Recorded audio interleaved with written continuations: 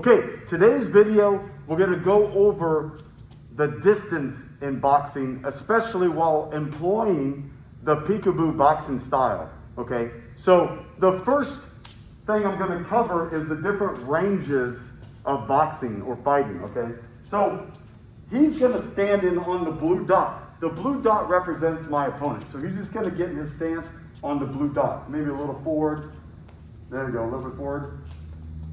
Okay, so as you can see on the video, there's a green dot, a red dot, and a blue dot, okay? So the green dot represents basically on the outside, I call it the green zone or the safety zone where you're kind of outside your opponent's punches. You're safer out there, okay?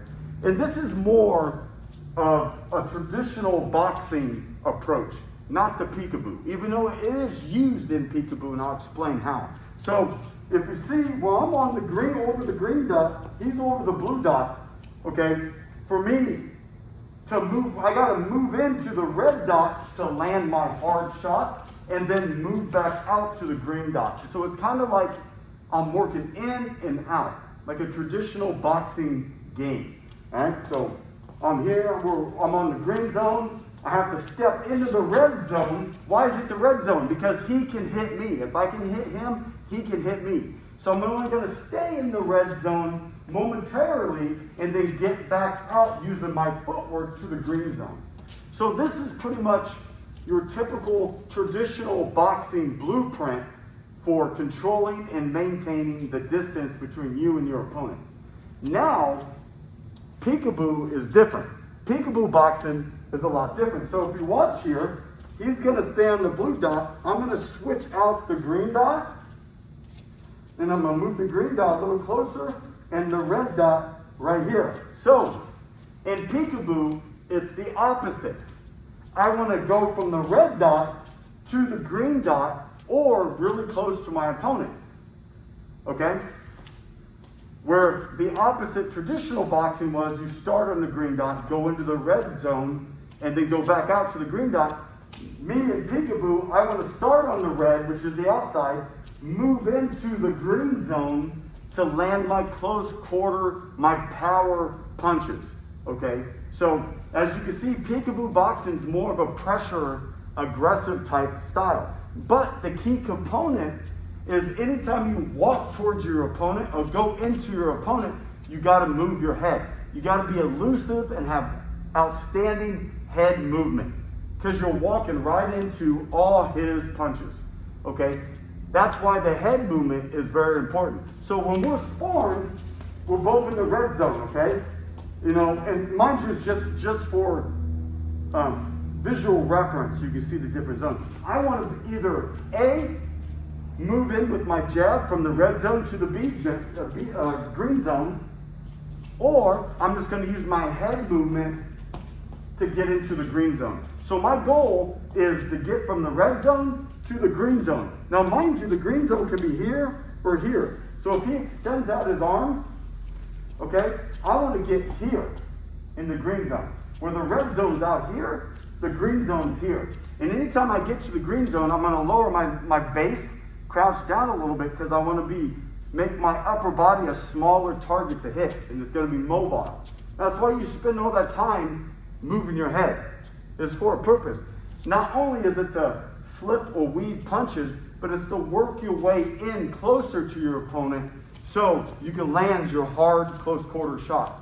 Now, that's why the Peekaboo system is generally geared towards the shorter man versus the taller guy, because you want to get on the inside, you know, which is to a point that is right.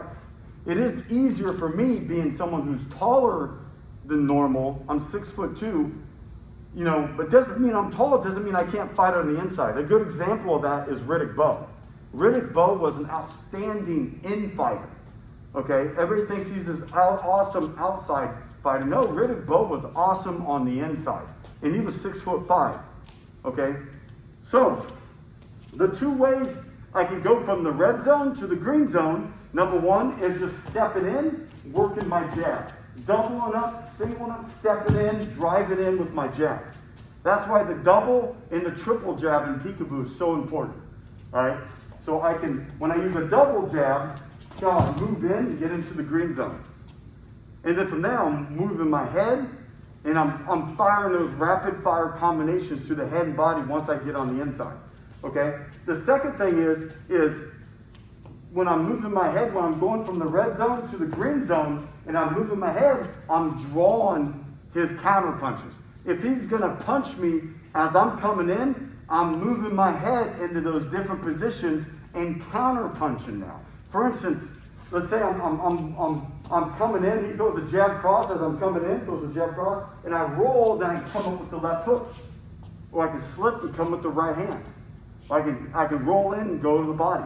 So on my way in, not only am I using my jab, using my head movement, I'm also firing off my head movement and counter punching his attack as I move my way in. The number one goal for me in Peekaboo, my strategy is to get him what we call T-Rex, and he'll bring in his arms up, covering his head. You know, if he's out here moving, I want to be able to get him to this position. Because if I can get him into this position, and even better, when I get someone bent over, because that's when I can throw those hooks to the body, the uppercuts, and work my combinations. All right, if he's dancing and moving, making it difficult for me to get in, all right, that's pretty much the strategy you need to counter someone who's doing like a Peekaboo style. All right, but sooner or later, I'm gonna get in, especially when you're sparring in a ring. There's only there's nowhere to hide, and sooner or later you're going to get against the ropes. That's why if you're an outside fighter, you like to box and move, you better train fighting on the inside. You better train how to tie someone up. Because that guy who likes to fight on the inside, they get in, they're just going to keep going in. You have to counter that. You got to hit them on the way out. The way in. So, just a quick review. All right, standard boxing, this would be the red zone at the end of his punches. This would be the green zone. So in traditional boxing, I would step in from the green zone to the red zone, hit my punches, go back out to the safe zone, which is the green zone. All right? In Peekaboo, you can do the same thing. All right? This model, this blueprint of distance applies to Peekaboo too. All right? Because if I'm here and I step in and get my shots, let's say I take too much heavy, I might have to go back out to the outside to rework it. Okay? But for the most part, I'm going to go from the red zone, which is on the outside, to the green zone, if I can get it up here, the green zone, so I can get in close for my hooks and uppercuts. Okay? So that's a brief definition of kind of how I view the distance in Peekaboo. All right? I'm always going from the red zone to green zone. Red zone to green zone. Pressure, pressure, pressure.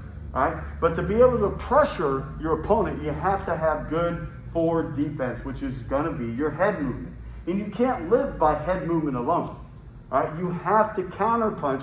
If you roll down, you got to start punching out of that head movement. Because it ain't going to do anything. If all you're doing is moving your head and not punching, he has nothing to worry about. Okay? You got to make him pay for punching at you. You got to make him pay. That is it. I hope you enjoyed this video. If you have any questions concerning this video, please comment below. Have a good day.